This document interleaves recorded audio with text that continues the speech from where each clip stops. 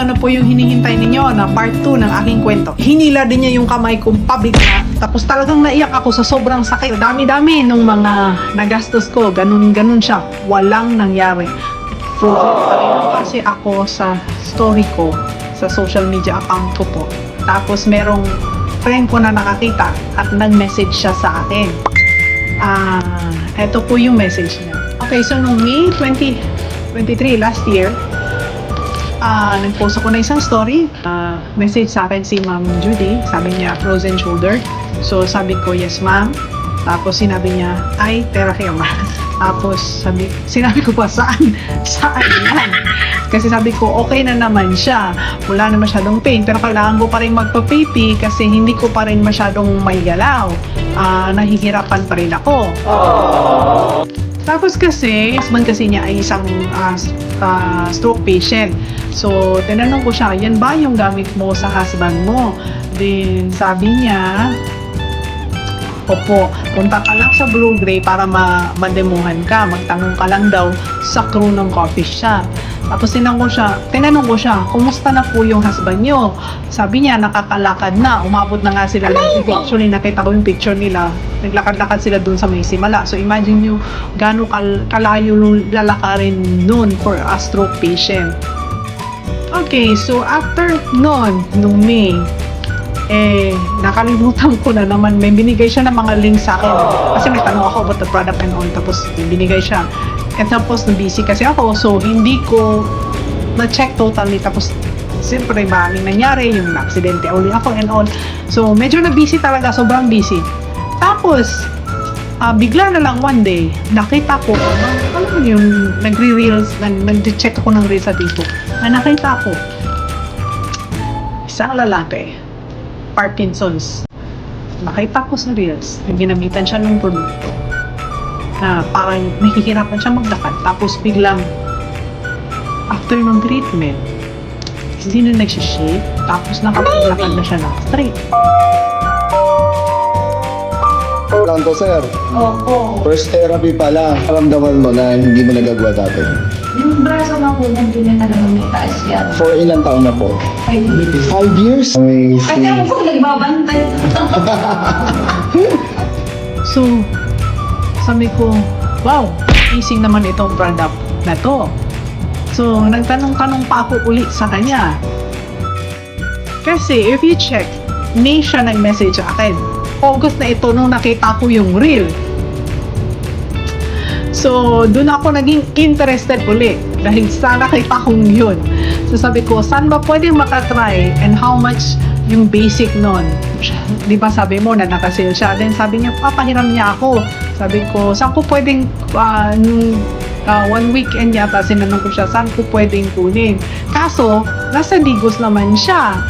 Wala naman siya dito sa Davao. So, hindi ko maaring maitry kasi nga wala sila dito sa Davao.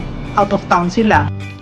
So, dahil nga hindi ko maitry at busy din siya, hindi magkatagpo yung aming schedule. So, nagtanong-tanong nga ako, saan ba ako pwede magpa-demo? Kasi ayoko rin bumili ng product na hindi ko pa siya natatry. So, sabi niya, magpa-demo ako sa may-ari ng Blue Gray kasi doon daw sila bumili.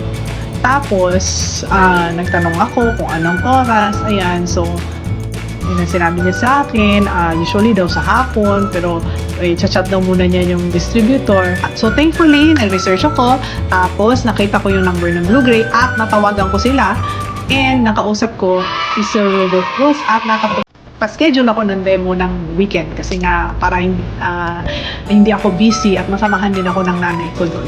So, pumunta kami ni Mama nung sa weekend na yon kasama si Cassie, tapos doon ko na na-meet si Ma'am Rowena. Siya at yung mga kasama niya yung nag-demo sa amin nung device. So, actually, before sila nag-demo, pinapanood muna kami ng video.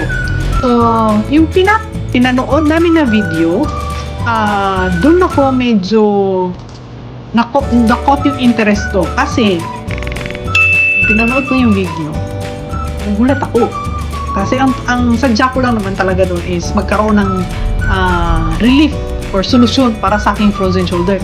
Nakita ko kasi doon sa video na pwede siya sa diabetes, pwede siya sa mga arthritis. Osteoarthritis ako. Si mama diabetic. Tapos ako, borderline diabetic ako.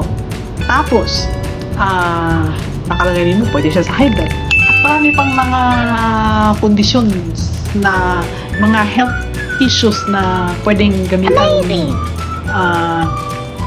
device na ito.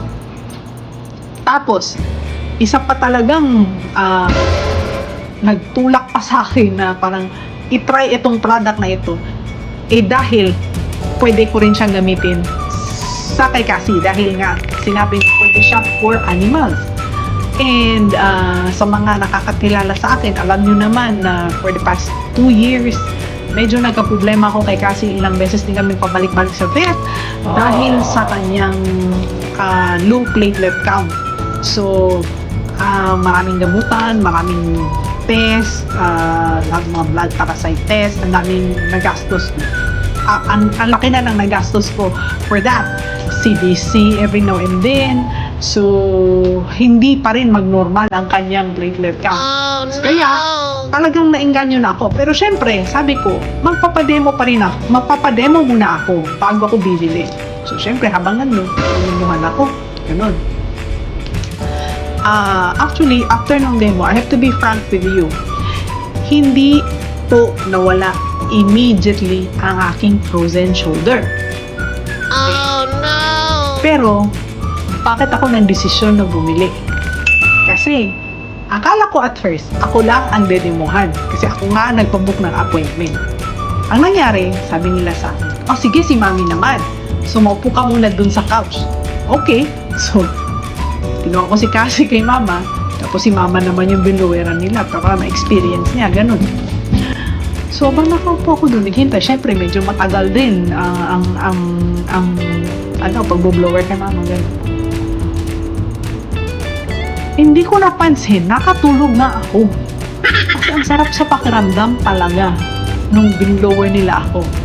Hindi man nawala agad-agad yung aking frozen shoulder. Iba yung pakiramdam ko sa katawan ko. At inisip ko, ang laki na ng gastos from PT, Cairo, yung derma, yung injection, yung iba-ibang consultation sa mga doktor, mga x-ray, tapos yung mga pain reliever, yung mga gamot at kung ano-ano pa. So, ang laki na ng gastos ko. So, i-compare ko sa presyo nito, mas mahal na yung nagastos ko at walang nangyari sa frozen shoulder. Diyan pa rin siya. Kaya, I took the risk and purchased the product. At kung gusto niyo pang pakinggan further ang aking journey dito sa aking frozen shoulder, like, subscribe, share, and comment lang po below for part 3.